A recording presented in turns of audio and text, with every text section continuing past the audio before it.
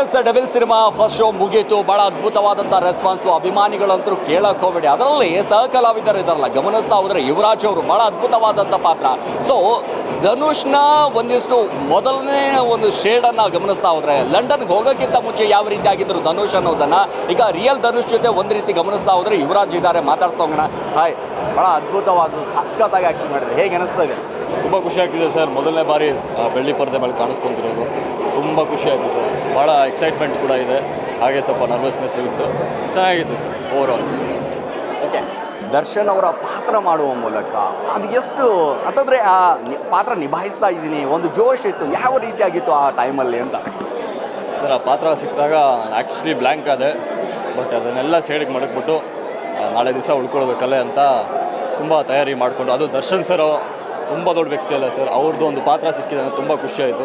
ಅದನ್ನು ಅಷ್ಟೇ ರೆಸ್ಪಾನ್ಸಿಬಿಲಿಟಿಲಿ ನಾನು ಅಭಿನಯಿಸಿದ್ದೀನಿ ಸರ್. ಓಕೆ, ಈಗ ಲಂಡನ್ನಲ್ಲಿ ಇರುವಂಥ ಧನುಷ್ಗೂ ಇಂಡಿಯಾದಲ್ಲಿ ಇರುವಂಥ ಧನುಷ್ಗೂ ಬಹಳ ವ್ಯತ್ಯಾಸ ಇದೆ. ಸೊ ಇಂಡಿಯಾದಲ್ಲಿರುವಂಥ ಧನುಷ್ ಒಂದು ಕ್ರೈಮ್ ಮಾಡಿ ಲಂಡನ್ ಹಾರಿದ ನಂತರ ಬದಲಾವಣೆ ಇದೆಯಲ್ಲ, ಭಾಳಷ್ಟು ಆಯಿತು ಜೀವನದಲ್ಲಿ. ಸೊ ಈಗ ರಿಯಲ್ ಯುವರಾಜ್ ಬಾಳಲ್ಲಿ ಯಾವ ರೀತಿಯಾಗಿದೆ, ಲೈಫ್ ಹೇಗಿದೆ? ಯಾಕಂದರೆ ಇಷ್ಟೆಲ್ಲ ಫ್ಯಾನ್ಸ್ಗಳು ಆದ ನಂತರ ಯಾವ ರೀತಿಯಾಗಿ ನಡೀತಾ ಇದೆ ಅಂತ? ಸಾರಿ ಸರ್, ಪ್ರಶ್ನೆ ಅರ್ಥ ಇಲ್ಲ. ಈ ಅಭಿಮಾನಿಗಳು ಇಷ್ಟೆಲ್ಲವೂ ಕೂಡ ಇದಕ್ಕೆ ಆಗಿದ್ದಾರಲ್ಲ, ಹೇಗೆ ಅನಿಸ್ತಾ ಇದೆ? ಫ್ಯಾನ್ಸ್ಗಳು ಅಭಿಮಾನಿಗಳು ಇಷ್ಟೆಲ್ಲ ನೋಡ್ಕೊಂಡು ಹೆಂಗೆ ಅನಿಸ್ತಾ ಇದೆ ಸರ್? ಅವರು ತುಂಬ ವರ್ಷ, ಅದು 2 ವರ್ಷ ಆಯ್ತಲ್ಲ ಸರ್ ಅವ್ರಿಗೂ ಬೆಳ್ಳಿ ಪರದೆ ಮೇಲೆ ನೋಡಿ. ತುಂಬ ಅವ್ರಿಗೆ ನೋಡಿದ್ರೆ ನಮಗೂ ಖುಷಿ ಆಗುತ್ತೆ. ಬಟ್ ಏನಂದರೆ ನಮ್ಮ ದರ್ಶನ್ ಸರ್ ಇವತ್ತು ರಿಲೀಸ್ ಡೇಟಿಗಿಲ್ಲ, ಅದು ತುಂಬ ಬೇಜಾರಾಗುತ್ತೆ ಸರ್. ಅವರು ಇರಬೇಕಿತ್ತು ಸರ್. ಓಕೆ, ಈಗ ಡೆವಿಲ್ ಸಿನಿಮಾದಲ್ಲಿ ಚಿತ್ರೀಕರಣ ಆದ ನಂತರ ಒಂದಿಷ್ಟು ಸಿನಿಮಾ ಈಗ ತೆರೆ ಮೇಲೆ ಬಂದ ನಂತರ ಯುವರಾಜ್ಗೆ ಲೇಡೀಸ್ ಫ್ಯಾನ್ಸ್ ಸಿಕ್ಕಾಪಟ್ಟೆ ಆಗಿದ್ದಾರೆ ಅನ್ನುವಂಥ ಮಾತುಗಳು ಕೇಳಿ ಬರ್ತಾ ಇದೆ. ಹೌದಾ, ನಿಜಾನಾ? ನಮ್ಗೆ ಗೊತ್ತಿಲ್ಲ ಸರ್, ನಾನು ಈಗ ತಾನೇ ಜಸ್ಟ್ ಪಿಕ್ಚರ್ ನೋಡ್ಕೊಂಡು ಬಂದಲ್ಲ ಸರ್.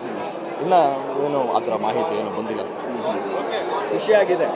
ಸಿಕ್ಕಾಪಟ್ಟೆ ಖುಷಿಯಾಗಿದೆ ಸರ್.